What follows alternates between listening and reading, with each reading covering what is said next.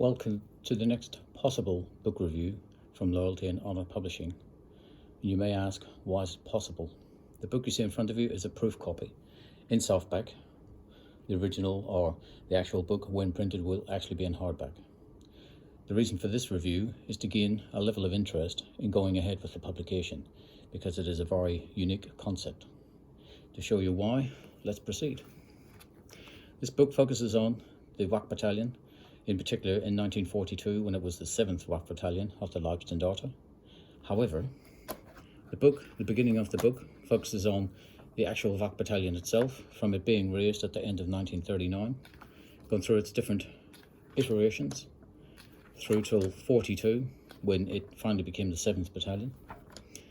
And of course there's a small section then covering through to the end of the war. It uses obviously the original documentation to help trace the story of the VII Battalion and how it changed over those years.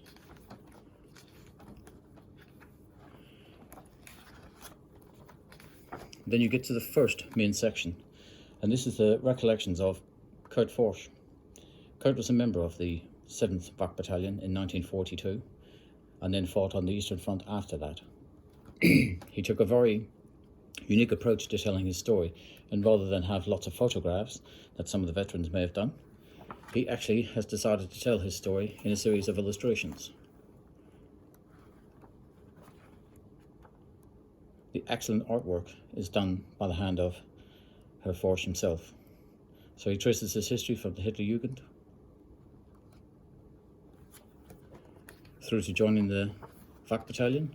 Obviously the recruit training, the book itself and the illustrations contain lots of comical approaches to life as a soldier in the Waffen-SS in the middle part of the war. As you can see, the illustrations, many of them in full colour, are an excellent representation of what life is like for those men at that time. And here you see him covering some of his camaraden.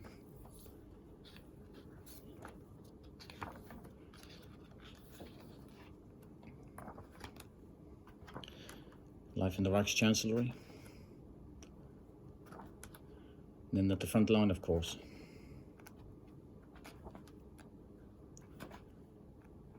Some of his commanders, some of his camaraden, some of the different things I had to put up with, some of the sights they seen, both on the front line and returning back home. I think you'll agree these illustrations are excellent and a very unique insight into what these men witnessed and endured.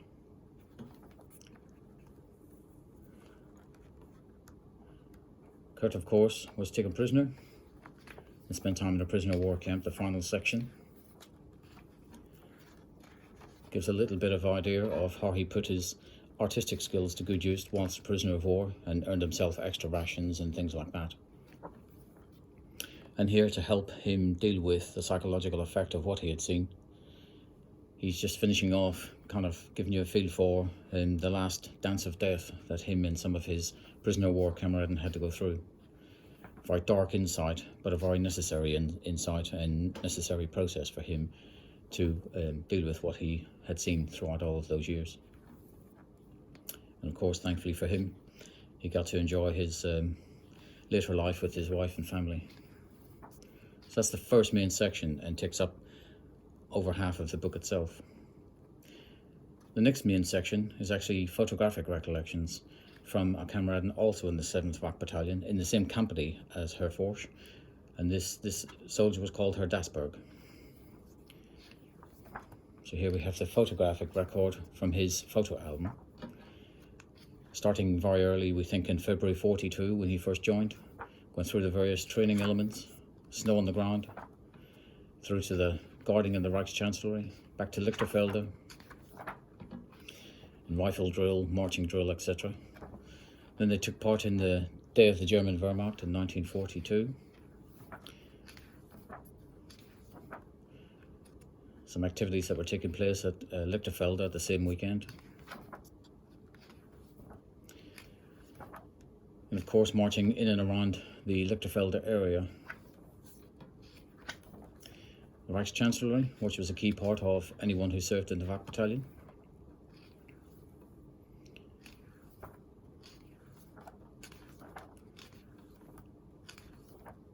Some excellent close-up photographs. While some of the photographs have been seen before, or some of the similar images, he also has taken the time to take some nice images of the gardens and areas like that, which you don't often see. So it gives you a good feel for what the Reichschancellery looked like inside and out at that time. Of course, the 7th Wacht Battalion were the honour guard for, or part of the honour guard for, the funeral of Reinhard Heydrich. So here we have a series of photographs also from Herr Dasberg that show the honour guard of the Leibstandarte taking part in that funeral procession. First of all in Prague, until Heydrich's coffin leaves Prague for the last time, arriving in Berlin, and then taking part in the actual funeral service, which was held at the Reichschancellery.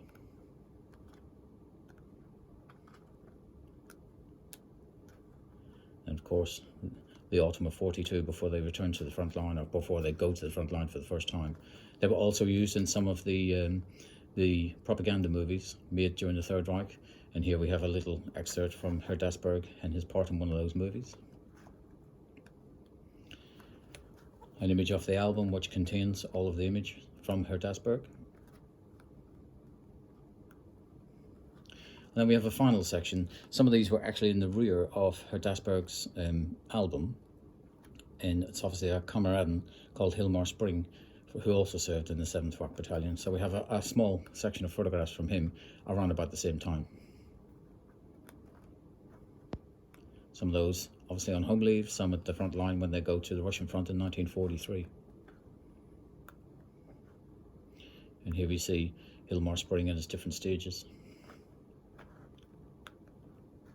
And then a small, very, very small final section on Hermann Niederleg, who was also in the 7th Wacht Battalion. Originally in the 3rd Company with Heinrich Springer.